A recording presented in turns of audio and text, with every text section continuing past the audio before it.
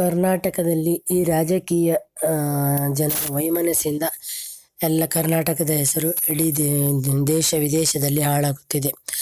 ಆ ಪ್ರಜ್ವಲ್ ಏನೋ pen drive ಮಾಡಿದ ಏನೇನೋ ಅಂತ ಒಂದು ಇದು ಅವ್ರು ಮಾಡಿದ್ದಾನೋ ಬಿಟ್ಟಿದ್ದಾನೋ ಗೊತ್ತಿಲ್ಲ, ಅದು ಇನ್ನೂ ಪ್ರೂವ್ ಆಗಿಲ್ಲ.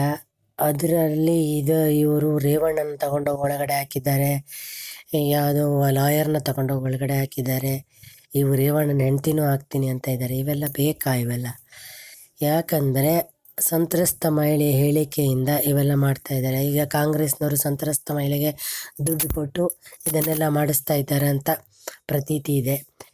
ಯಾಕೆ ಬೇಕು ಈ DK ಶಿವಕುಮಾರ್ಗೆ ಮತ್ತು ಸಿದ್ದರಾಮಯ್ಯಗೆ ಇವೆಲ್ಲ ಉಸಾಬರಿ? ಏನೋ ಕರ್ನಾಟಕ ಡೆವಲಪ್ಮೆಂಟ್ ಮಾಡಬೇಕೋ ಮಾಡಿ, ಅವನೇನಾದರೂ ಪೆನ್ ಡ್ರೈವ್ ಎಲ್ಲ ಮಾಡಿದರೆ ಅವರಿಗೆ ಯಾರಿಗೆ ಅನ್ಯಾಯ ಇದೆ ಅವ್ರು ಹೋಗ್ತಾರೆ. ಬಡ ಮಕ್ಕಳ ಶಾಲೆ ಸಲುವಾಗಿ ಈ ವಿಡಿಯೋ ಮಾಡುತ್ತಿದ್ದೇವೆ. ಇದನ್ನು ದಯವಿಟ್ಟು ಸಬ್ಸ್ಕ್ರೈಬ್ ಮಾಡಿ ಮತ್ತು ನಮ್ಮ ಚಾನಲನ್ನು ಸಬ್ಸ್ಕ್ರೈಬ್ ಮಾಡಿದ್ರೆ ಅದೇ ನೀವು ನಮ್ಮ ಶಾಲೆಗೆ ಕೊಡುವಂಥ ಡೊನೇಷನ್.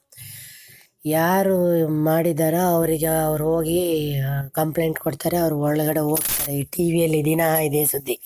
ಇವಾಗ ಶಿವಕುಮಾರ್ ಜೈಲಿಗೆ ಹೋದಾಗ ಎಲ್ರಿಗೂ ಬೇಜಾರಾಯಿತು. ನಮ್ಮ ಕರ್ನಾಟಕದ ಒಂದು ಮಂತ್ರಿ ಜೈಲಿಗೆ ಹಾಕ್ಬಿಟ್ರಲ್ಲ ಅಂತ ಎಲ್ರಿಗೂ ಬೇಜಾರಾಯಿತು, ನಮಗೂ ಬೇಜಾರಾಯಿತು. ಯಾಕಂದರೆ ಕರ್ನಾಟಕದವ್ರಿಗೆ ಆದರೆ ಎಲ್ರಿಗೂ ಬೇಜಾರಾಗುತ್ತೆ. ಅಂಥದ್ರಲ್ಲಿ ಇವಾಗ DK ಶಿವಕುಮಾರ್ ಜೈಲಲ್ಲಿ ಹೋಗಿ ಬಂದಿದ್ದಾರೆ. ಆದರೆ ಈಗ ಯಾಕೆ ಬೇಕು ಈ ಅವ್ರನ್ನೂ ಒಳಗಡೆ ಹಾಕ್ಸೋದು?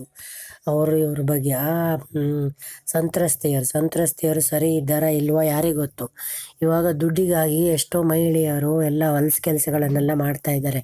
ಮಹಿಳೆಯರು ಅಬಲೆಯರು ಅಂತ ಏನಿಲ್ಲ. ಪಾಪ ದೇವೇಗೌಡರ ಹೆಸರು ಹಾಳಾಗ್ತಾ ಇದೆ. ದೇವೇಗೌಡರು ಅವರು ಎಷ್ಟೋ ವರ್ಷದಿಂದ ಪ್ರಧಾನಮಂತ್ರಿಯಾಗಿ ಮುಖ್ಯಮಂತ್ರಿ ಏನೇನೋ ಕೆಲಸ ಮಾಡಿದ್ದಾರೆ. ಅವ್ರ ಹೆಸರು ಹಾಳಾಗ್ತಾ ಇದೆ, ಅವ್ರ ಮೊಮ್ಮಗ ಮಾಡಿದ್ದಾನೆ ಅಂತ. ಈ ಡ್ರೈವರ್ಗಳು ಕೆಲಸದವರು ಒಳ್ಳೆಯವರಿದ್ದಾರೆ ಕೆಟ್ಟವರಿದ್ದಾರೆ ಯಾರಿಗೆ ಗೊತ್ತು? ದುಡ್ಡಿನ ಸಲುವಾಗಿ ಏನು ಬೇಕಾದರೂ ಮಾಡ್ತಾರೆ ಒಬ್ಬೊಬ್ಬರು ಬಡ ಜನಗಳು. ಅದಕ್ಕಾಗಿ ಇದನ್ನು ತನಿಖೆ ಮಾಡಿ ಇವರನ್ನು ಜೈಲಿಗೆ ಹಾಕೋಕ್ಕೆ ನೋಡಬೇಡಿ.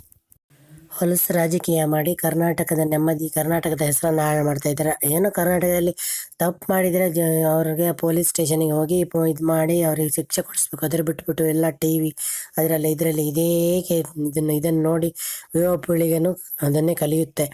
ಯಾಕೆ ಬೇಕು? ಪ್ರಜ್ವಲ್ ರೇವಣ್ಣನ ಮನಸ್ಥಿತಿ ಹೇಗಿದೆಯೋ ಗೊತ್ತಿಲ್ಲ. ಅವನು ಇದೆಲ್ಲ ಮಾಡಿದ್ದಾನೆ ಅಂದಮೇಲೆ ಅವನಿಗೆ ತಲೆನೇ ಸರಿ ಇಲ್ಲ ಅನಿಸ್ತಾ ಇದೆ.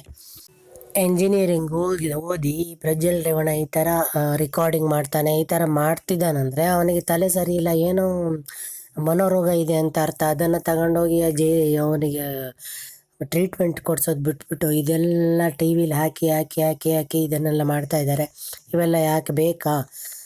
ಇವೆಲ್ಲ ಕರ್ನಾಟಕದಲ್ಲಿ ತುಂಬ ಹಿಂಸೆ ಆಗ್ತಾಯಿದೆ ದಿನ TV ನೋಡಿ.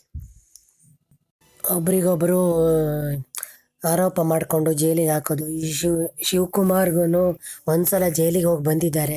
ಜೈಲಿಗೆ ಹೋದರೆ ನೋವೇನಂತ ಗೊತ್ತು ಎಲ್ರಿಗೂ. ಆ ಶಿವಕುಮಾರ್ ಹೋದಾಗಲೂ ಎಲ್ರಿಗೂ ಬೇಜಾರಾಗಿದೆ. ಪಾಪ ನಮ್ಮ ಕರ್ನಾಟಕದ ಒಬ್ಬ ಮಂತ್ರಿ ಹೋದ ಅಂತ. ಆದರೆ ಇವಾಗಲೂ ರೇವಣ್ಣನ ಹಾಕ್ಸಿದ್ದಾರೆ. ಈ ಶಿವಕುಮಾರ್ದೇ ಜಾಸ್ತಿ ಪಾತ್ರ ಇದೆ ಅಂತ ಹೇಳ್ತಾ ಇದ್ದಾರೆ. ಯಾಕೆ ಬೇಕು ಈ ಕಾಂಗ್ರೆಸ್ನವ್ರಿಗೆ ಇವೆಲ್ಲ? ಕಾಂಗ್ರೆಸ್ನವರು ಕರ್ನಾಟಕದಲ್ಲಿ ಬಸ್ ಫ್ರೀ ಮಾಡಿ, ಅದೇ 2,000 ರೂಪಾಯಿ ಗೃಹಲಕ್ಷ್ಮಿ ಯೋಜನೆ, ಗೃಹ ವಿದ್ಯುತ್ ಯೋಜನೆ ಏನೆಲ್ಲ ಮಾಡಿ ಒಂದು ಒಳ್ಳೆಯ ಹೆಸರು ಬಂದಿತ್ತು. ಇವಾಗ ಸುಮ್ಮನೆ ದೇವೇಗೌಡರ ಕುಟುಂಬನ ಕೆಣಕಕ್ಕೆ ಹೋಗಿ ಕಾಂಗ್ರೆಸ್ನವರು ಅದನ್ನು ಕಳ್ಕೊತಾರೆ. ಇನ್ನು ಮುಂದೆ ಕಾಂಗ್ರೆಸ್ ಕರ್ನಾಟಕದಲ್ಲಿ ಬರಲ್ಲ. ಯಾಕಂದರೆ ದೇವೇಗೌಡರಿಗೆ ವಯಸ್ಸಾಗಿದೆ, ಅವ್ರ ಮಕ್ಕಳು ಮೊಮ್ಮಕ್ಕಳು ಏನಾದ್ರು ಮಾಡಿದರೆ ಅವರು ಪೊಲೀಸರು ಇರ್ತಾರೆ, ನೋಡ್ಕೊತಾರೆ. ಈ ಕಾಂಗ್ರೆಸ್ನವ್ರು ಹೋಗಿ ದೇವೇಗೌಡರ ಮುಖಕ್ಕೆ ಮಸಿ ಬಳಿಯೋ ಅವಶ್ಯಕತೆ ಏನಿಲ್ಲ ಆಗಿತ್ತು. ದೇವೇಗೌಡರಿಗೆ ಈ ಇಳಿ ವಯಸ್ಸಲ್ಲಿ ಅವನ್ನೆಲ್ಲ ನೋಡಬೇಕಾ? ಈ ಥರ ಮಾಡಬಾರ್ದಾಗಿತ್ತು. ಈ ಶಿವಕುಮಾರ್ ಸರಿಯಾಗಿ ಆರಾಮಾಗಿರೋದು ವಾಸಿ. ಮತ್ತು ಈ ಶಿವಕುಮಾರ್ಗೆ ಜೈಲಿಗೆ ಹೋಗಿ ಹಾಕ್ಬಿಡ್ತಾರೆ. ಮತ್ತು ಯಾಕೆ ರೇವಣ್ಣ ಹೋಗೋದು, ಶಿವಕುಮಾರ್ ಆಗೋದು, ನಮ್ಮ ಕರ್ನಾಟಕದ ಮಂತ್ರಿಗಳು ಯಾಕೆ ಜೈಲಿಗೆ ಹೋಗಬೇಕು? ಇವೆಲ್ಲ ಯಾಕೆ ಬೇಕು?